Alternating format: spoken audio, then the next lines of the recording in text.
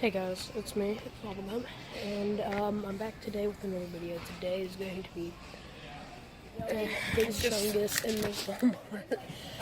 And yeah, alright, let's do it. Big Chungus!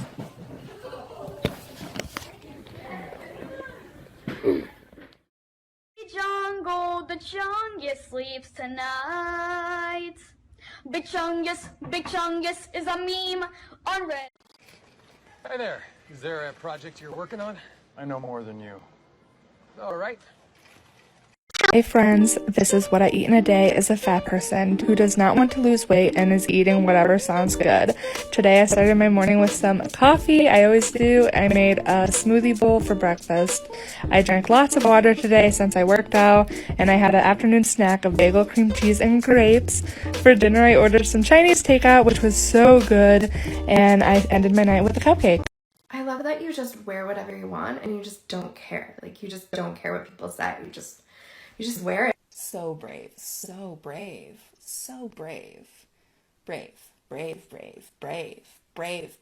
So brave. Good thing you're not then. You would be too powerful. You're so, like, statuesque. You know what I mean? Like, you don't have to worry about, like, walking home late at night by yourself because, like, no one's gonna mess with you. What?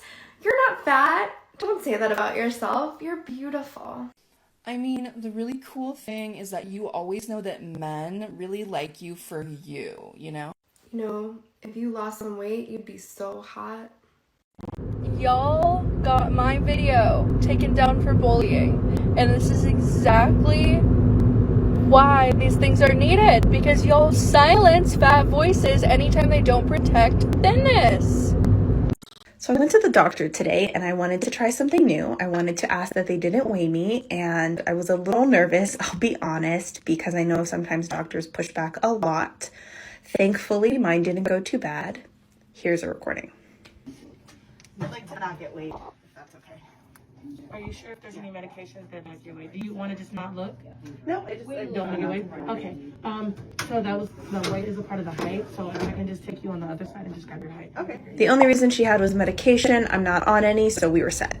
So I was tagged in a TikTok over the weekend about a girl who said that fat is not a feeling, and she was 100% correct, but she was getting a lot of hate for it. People were saying that, oh, well, I guess you cured my ED now, or body dysmorphia just doesn't exist because now I can't feel fat. But if you were to Google "is fat a feeling," you would get so many sources that talk about how fat is not a feeling, it's not an emotion, and how important it is in ED recovery to actually acknowledge what it is that you're feeling and what you're going through. People don't say, I feel kidney, or I feel hair. They aren't feelings, they're not emotions. You can have hair, you can have a kidney, you can have fat, you can be fat, but you cannot feel fat. You can perceive yourself to be bigger than what you are, but that's not a feeling, that's still not an emotion, that's a perception. By continuing to say things like, I feel fat, you're not helping yourself and you're not helping other people. You continue to uphold that stereotype that fat bodies are negative. You're equating whatever negative emotions that you actually have with fat bodies. Be kind to fat bodies and please stop using that phrase.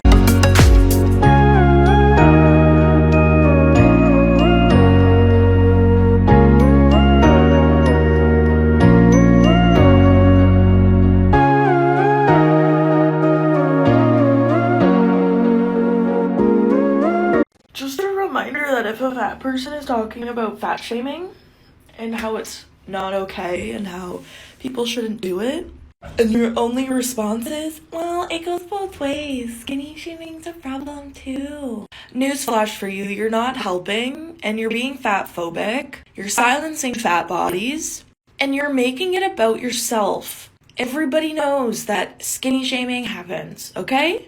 But the thing is that people not always know that fat shaming happens, or that fat shaming can follow through and become discrimination and fat oppression. And saying to a fat person when they're talking about their own experience, and all you have to say is, but it goes both ways. Skinny shaming's a problem too. You are taking their voice away, you are talking over them, and you are silencing them. It's not okay, and you become part of the problem when you do that. So next time, just listen and then make your own goddamn video.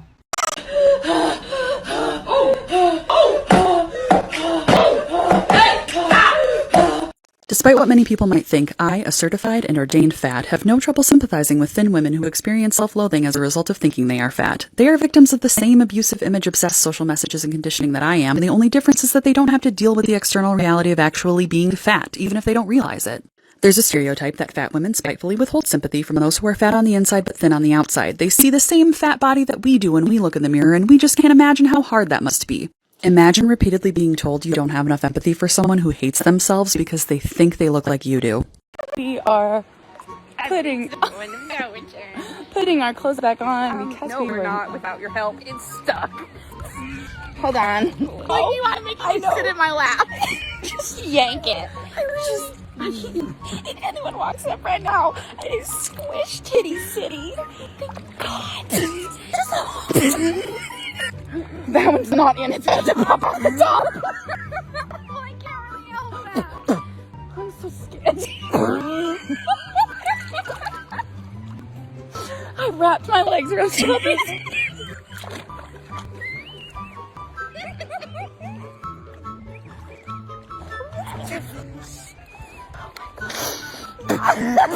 I'm so scared of beaver fever.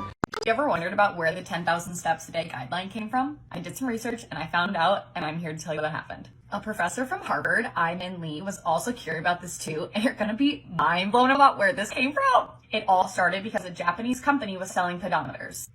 And the Japanese character for 10,000 looks kind of like a man walking. It is literally a marketing strategy. A marketing strategy. Then Lee, the professor from Harvard, took a little bit further to see how many steps actually improve your health. Mortality rates continued to drop up until 7.5k steps a day when the results kind of leveled out. So this is just a reminder that if you're struggling to get 10,000 steps a day in, it's okay. And also just kind of take a grain of salt with the health rules and to do some research on them because a lot of it just comes from money. Okay, this is for fat babes only. If you are partnered with a person who is... Oh man.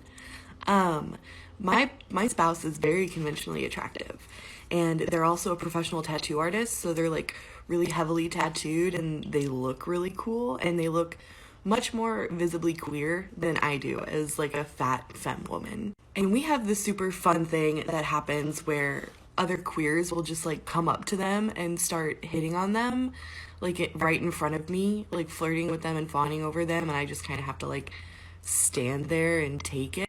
And it's happened like several times. I'll just be completely ignored, like not even a hi, how are ya? I'm just like part of the wall.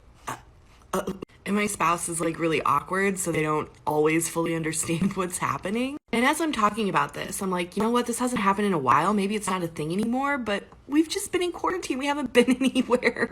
Something that I think about with some frequency scrolling through this godforsaken app is that in the conversation around fat activism, fat people are made to seem like crazy for our ideas. Like, people genuinely question my intelligence and my sanity when I talk about these issues, and I know that happens to other people too.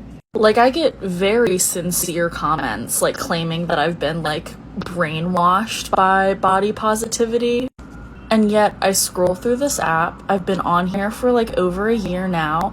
And countless times over and over and over again, there's always some kind of trend, whether that's, like, you know, like the body, like, stretch thing that makes you look fat, and then, you know, you turn it off and you look, you know, yourself again. Same thing. There was another one for your face. There's, like, multiple ones for your face, actually. And I see hundreds, if not thousands, if not millions of people using them to, like, placate themselves, to make themselves feel like, oh, thank God, I fit actually into this, you know, beauty standard, this, like, horrific, racist, fatphobic, etc. beauty standard. And I know for a fact, because I've seen it hundreds of times, that people use them because they make them feel better about themselves, even if only for a second. So you're telling me that you need to stand in front of, like, a funhouse mirror to feel better about your body, And yet somehow when I suggest, or when other fat people suggest that maybe you could work on your fat phobia and like unpack all of this like beauty standard shit that we're taught from a very early age, maybe if you unpacked that, it would actually lead to a greater good. And somehow we are like the unwell ones for suggesting that. It baffles me. And I hate to be like academic about it, but it's like a Plato's cave kind of situation where like fat phobia is a hell of a trip. And if that's all you've ever known for your entire life, as most people do, then anyone who's worked on that and gotten out of that mindset is going to sound insane to you. But the stuff I talk about and the stuff other fat people talk about literally could not be more legitimate. Like, it could not be more important in this day and age. So, I'm tired.